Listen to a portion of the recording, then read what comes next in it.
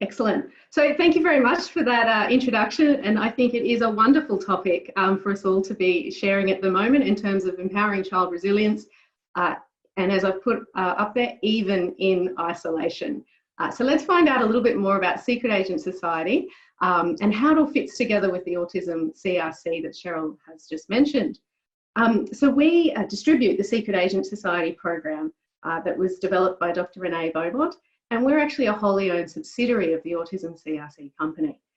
So we are co-located, when we're not at home, we're co-located in the same office with the CRC and wholly owned by the CRC. So that's how it all fits together.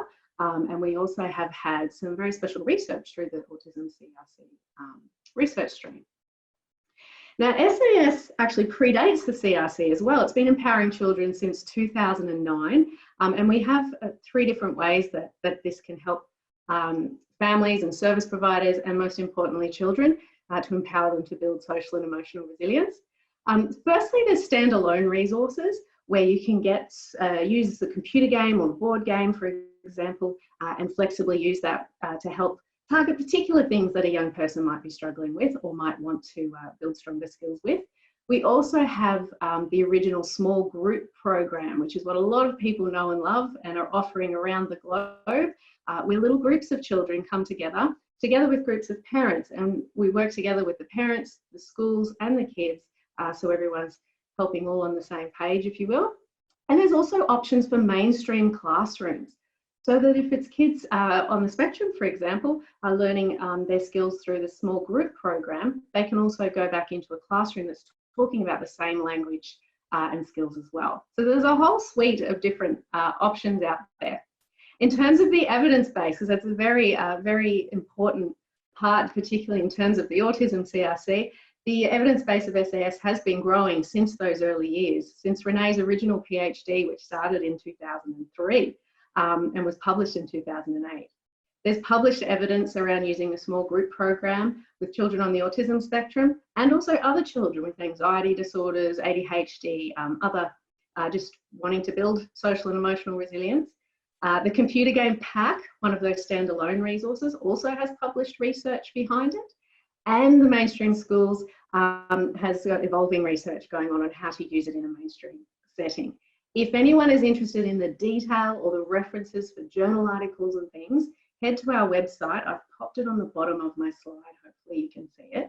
If you head to our website, there's a page called The Evidence, and you can actually get the references and look up all of the statistics if you wish. Okay, now all of this is actually talking about something that's cased within an espionage theme. Oops, too far. So kids are learning social and emotional skills like recognizing emotions, regulating emotions, and a whole range of social problem solving skills and social skills through the theme of training to be a secret agent. So it's all very fun and engaging, naturally. So that's what this is all about, and why the funny name.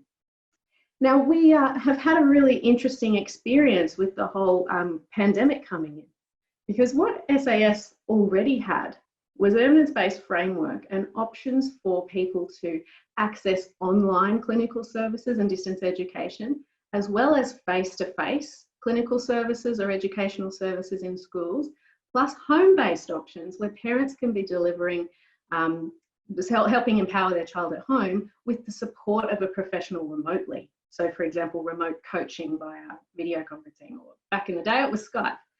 So we have already had these, but now more than ever, using technology is a great way to engage kids in this process. And to be honest, now we're in this pandemic context, they kind of need it even more. And same with parents, the resources and ways to go about that. So there's lots of change and uncertainty going on for a lot of people at the moment, not just kids, but also parents. And a lot of the time, everyone's at home together. So there's increased child anxiety on top of whatever else was going on. We're all mostly in some sort of isolation or social distancing. The services that people were accessing through schools or through psychologists or speech therapists, they've all gone to telehealth. And the way we interact with people has even changed. It's not shaking hands anymore, is it? It's video conferencing, socializing, or group chats, very different ways. So we were very well placed when this all happened because we already had all those options to help people with this. And then we've been building on that ever since. For example, the SAS Small Group Program, we have now launched 2 new social skills codes, one called the SAS Video Chat Code and one called the Text Messaging Code. So that as part of the programming and the empowering that's happening, your teachers or your psychologists or your parents can be helping children to learn some step-by-step protocols and ideas on how to best interact with family members and friends through social video conferencing or Zoom parties, and also through group text messaging. So that's another thing that's been added into the mix on top of what I've just said. So what is SAS really? I've said there's these 3 options, but what really goes on? This slide's designed to give you a little bit of a snapshot of the different components. These are all elements of the small group program. So the kids have their own cadet handbook and they get together as an exclusive club. The parents get together and they're taken through a process, and they have a parent workbook and slides as well that their facilitator will take them through. And each module, the kids, the parents and their classroom teacher all have the same information, module by module, as they go through the program. They play a board game where they're role-playing their skills as they're learning them. They create a friendship formula to help them work out which peers I should actually practice my skills with or not. There's helpful thought missiles that shoot down enemy thoughts when we look at how we think and how that reflects on how we feel. Helpful thought missiles are really helpful at the moment with COVID-19 and all the increased anxiety and things that kids are thinking that may not be realistic, I guess. So it's all sorts of things make up SAS. Sometimes people think it's just a computer game, but in fact it is much, much more than a computer game. Now, having said that, I'm actually going to introduce you to SAS Digital HQ, otherwise known as the computer game. I've got a quick video to give you a snapshot.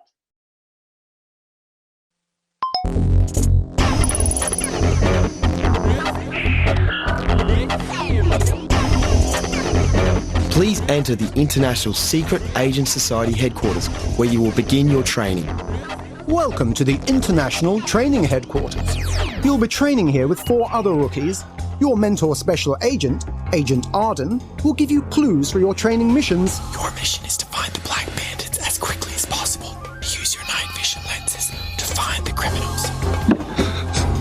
What was that? I need urgent backup. The thieves are planning to strike tonight. Will do, Junior Detective. Congratulations on a job well done. To successfully graduate from this academy, you will need to complete a 3-level program that teaches you how to decode people's thoughts and feelings. You will be given home missions to complete between training sessions and asked to document these in a secret agent journal. Hi, my name's Tim. I'm new to the school.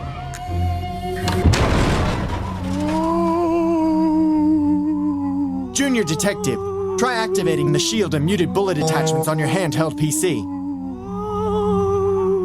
Nice try, boys. But it looks like the joke is on you. I don't think so, nerd brain. Remember, take some slow breaths, stay calm, and in control. Working as a team, determine who committed the crime, unscramble the letters, and use this to help solve the mystery. We're going to play the Android adventure game on our handheld PCs. Who would you like to play first? I guess I'll give it a go. At least I gave it a go. Your mission is to engage in an air combat attack. Shoot down the enemy aircrafts before they strike you. This is terrible. I'm hopeless at this. I want to get out of here. What should your character do to calm down? Okay. I'll try my best.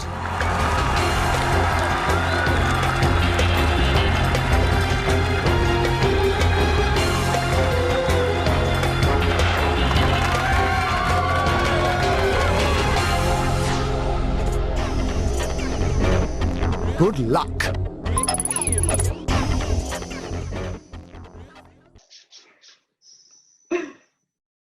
Just ignore the coming soon in 2020. 2020 is here. and Digital HQ was launched back in January. It is well and truly here. So hopefully that gave you a little snapshot of the theme and the actual online gamified part of SAS. Now that digital component, the SAS Digital HQ, it has a number of components, some that have been revamped from the original version and some that are brand new. So when you look at the actual resource itself, level 1 helps kids to learn what are the emotions or the face, voice and body clues that tell you other people are feeling different emotions. What are the details I need to look out for when I'm talking to them that tells me that they're confused or bored or about to punch me in the face? How do I read the other person's face, voice and body clues? Level 2 teaches them more about what are our internal body signals that tell us how we're feeling, and how do I know if I've got a little bit of anxiety or if I'm absolutely terrified? How can I tell the strength of my emotion? Level 3 has choose your own adventure missions, where the kids make different choices, different things happen for the lead character, and they play it multiple times, making different choices.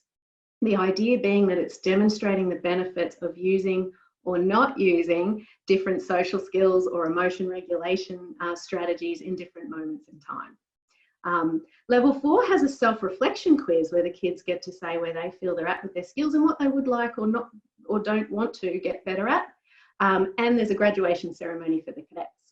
Also in amongst that is in the computer game pack, that is, there's an e-intelligence component. This is digitized little emotionometers where they can customize and put little digital stickers on their emotionometers so that they get a quick reference tool of this is my body signals when I've got high emotion or low emotion. If I notice this, I can then look what gadget can I use to calm down. Okay, so it gives them a little visual tool to remind them of their skills and a whole range of other little digital tools in there. There's a mission journal.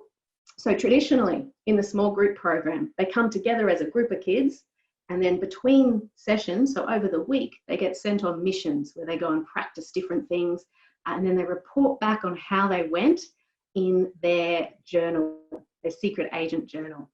The last thing there is the scene generator. This is something where they can actually create a picture or debrief an incident perhaps when they're coming through. Now, I'm just being told my sound's not working properly. Is it any better?